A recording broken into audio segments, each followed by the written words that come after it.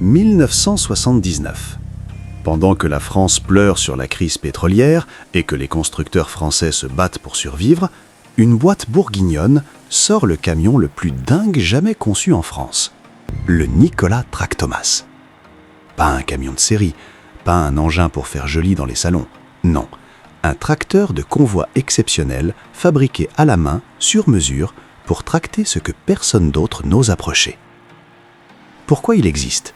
Parce que dans les années 70, les transporteurs français en avaient marre. Ils devaient déplacer des transformateurs électriques de 100 tonnes, des pièces de centrales nucléaires, des éoliennes géantes. Et les camions français de l'époque ? 200 chevaux maximum. Ridicule. Alors, Nikola Industries a dit « On va leur faire un vrai camion ». Moteur américain ou allemand, 400 chevaux, puis 600, puis 1000. Et finalement, en 2005, le TR 10x10 descend, le plus gros camion routier du monde. Record Guinness, officiel, toujours détenu. 71 tonnes à vide, 10 roues motrices et directrices, 1150 chevaux sur les derniers modèles, capable de tracter 600 tonnes sur des pistes minières australiennes, sud-africaines, canadiennes. Prix unitaire, 800 000 à 900 000 euros, minimum. Et vous savez combien ils en ont fabriqué en 27 ans ? Environ 300, approximativement, sur toute la gamme Tractomas de 1979 à 2016. Aujourd'hui, on raconte l'histoire du Nikola Tractomas. Pas de nostalgie, pas de pleurnicherie. De la puissance brute, de l'ingénierie sans concession, des records mondiaux. Parce que parfois, mes amis, la France sait faire des trucs absolument dingues. Allez, on y va.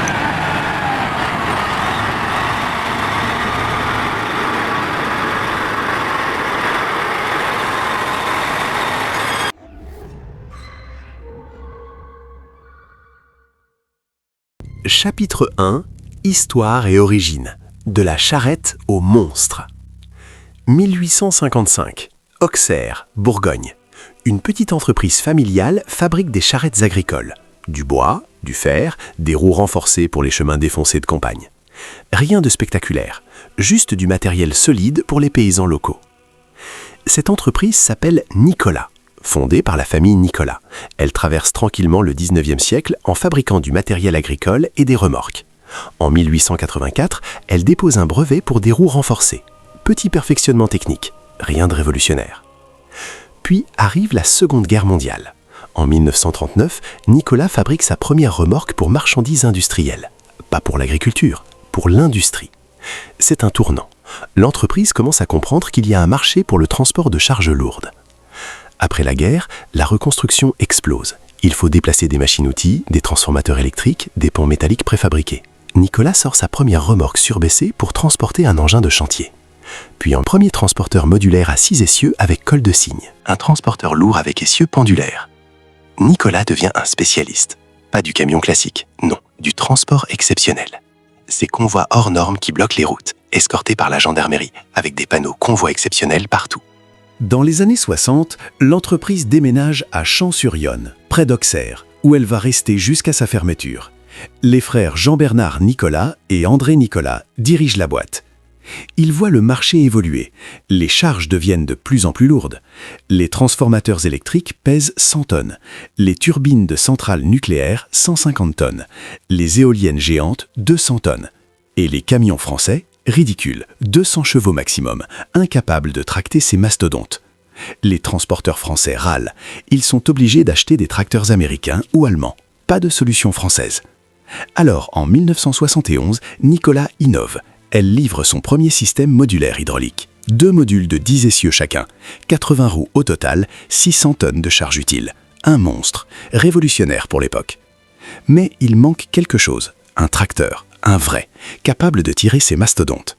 Les frères Nikola réfléchissent, ils regardent ce qui se fait ailleurs. Les Américains ont des tracteurs banastes lourds, les Allemands aussi, mais personne en France. Alors en 1979, ils décident de le faire eux-mêmes. Le Nikola Tractomas vient de naître.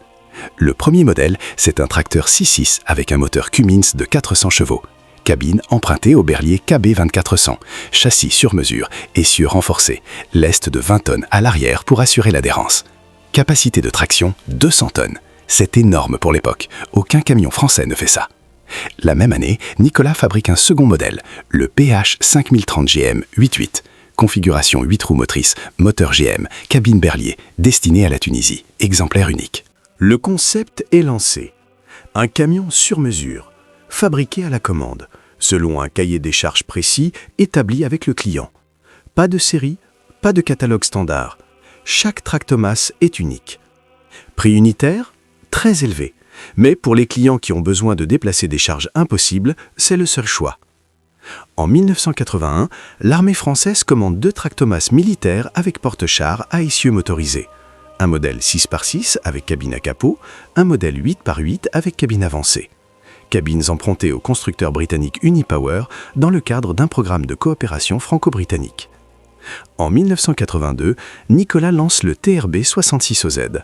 17 exemplaires fabriqués, 8 équipés de moteurs GM, 6 de moteurs Cummins, 3 de moteurs Mercedes-Benz. Cabine Berlier KB 2400 deuxième version, héritée du Centaure. Les ventes décollent, lentement, mais sûrement. Les clients, pas des artisans, pas des PME, non, des grosses compagnies de transport exceptionnelles. Des entreprises qui déplacent des transformateurs pour EDF, des centrales nucléaires, des turbines hydroélectriques, des plateformes pétrolières. Nikola trouve sa clientèle, une clientèle de niche, exigeante, fortunée, mais fidèle. Pendant 15 ans, Nikola produit une poignée de tractomasses par an. 5, 10, 15 maximum. Chaque engin prend des mois à fabriquer. 2500 heures de travail. 5 personnes, un seul camion.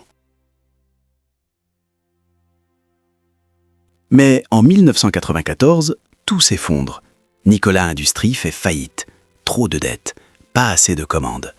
Le marché du transport exceptionnel est cyclique, ça marche par vagues. Et là, la vague est mauvaise. L'entreprise est au bord de la disparition. Et puis arrive Otto Rettenmeier, un entrepreneur allemand, sénateur, patron du TII Group, un groupe spécialisé dans les remorques et transporteurs lourds, qui possède déjà les marques allemandes Scheuerle et Kamag. En 1995, Rettenmeier rachète Nikola. Il garde le nom, il garde les usines de Jean-sur-Yonne, il garde les équipes et surtout, il garde le tractomasse. Nikola est sauvé. Sous pavillon allemand, mais sauvé. Et c'est là que tout va changer. Parce que Rettenmeier a de l'argent et une vision. Il veut faire du tractomasse le camion le plus puissant du monde. Et il va y arriver. Le TR 10x10 descend 2005-2016. Le record du monde.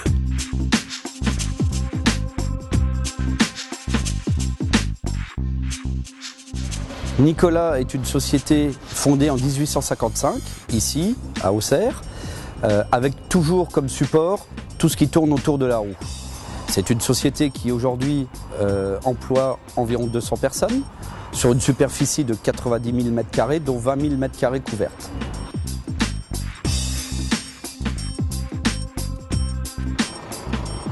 Alors on retrouve plusieurs gammes de véhicules. Donc tout ce qui est véhicules routiers, destinés notamment au transport de colis industriels et travaux publics. On retrouve toute une gamme de modulaires lourds, destinés à des transports de colis très lourds industriels. On retrouve une gamme d'automoteurs, destinés à l'industrie. Également des porte-bobines. Donc tout ce qui tourne autour des véhicules spéciaux.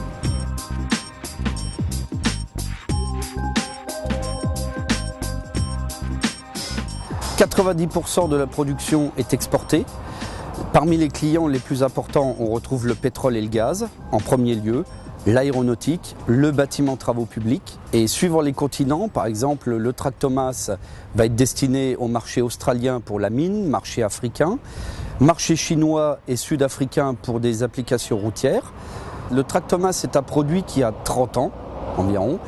Et cette dernière génération a été conçue avec les toutes dernières technologies, et notamment par le procédé de l'ingénierie simultanée et du design industriel, puisque le design a considérablement évolué. Sur la même plateforme, on peut, à partir des mêmes dessins, des mêmes composants, bâtir une version routière ou une version minière avec toutes les normes afférentes au domaine minier.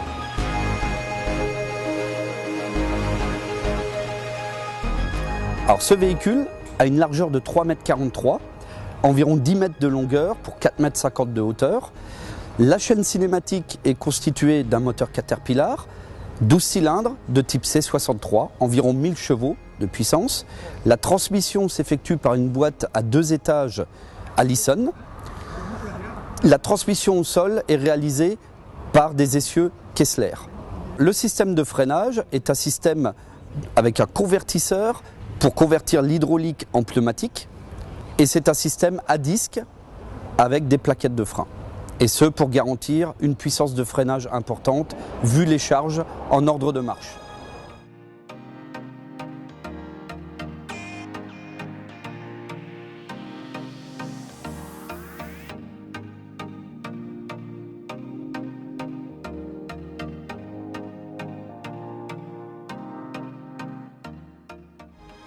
Dans le domaine minier, il est utilisé comme tracteur et peut être couplé jusqu'à 5 à 6 ensembles bennes basculantes d'une capacité de 125 tonnes. Pour des pentes très abruptes, au-delà de 5%, la possibilité de mettre une remorque Power Booster pour améliorer le couple.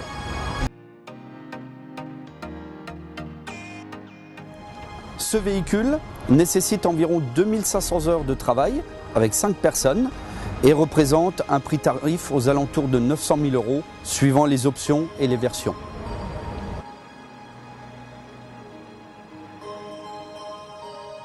Et maintenant, le monstre absolu.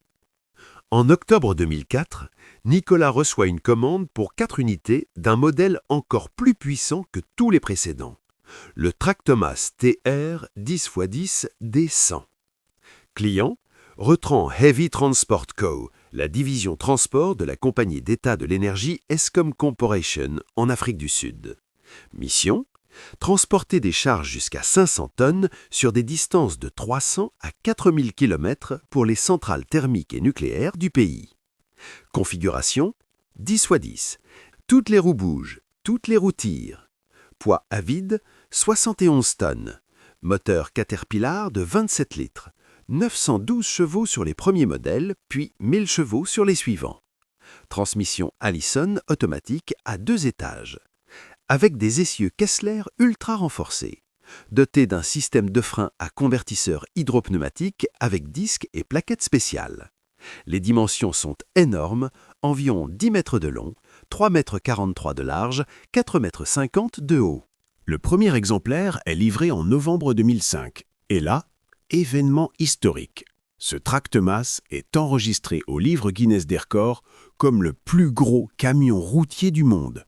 Record toujours détenu en 2026. En 2013, Nikola présente au salon Bauma de Munich une version améliorée avec un moteur Caterpillar C163 de 1000 chevaux. Cabine redessinée empruntée au Renault Kerax. Intérieur luxueux, climatisation, siège ergonomique, tableau de bord numérique.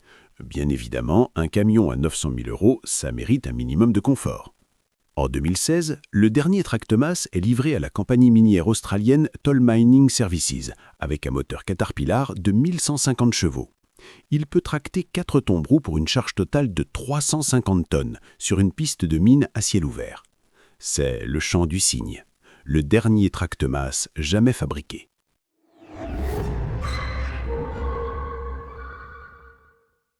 Voilà, 291 engins, 37 ans de fabrication, un record mondial Guinness toujours détenu.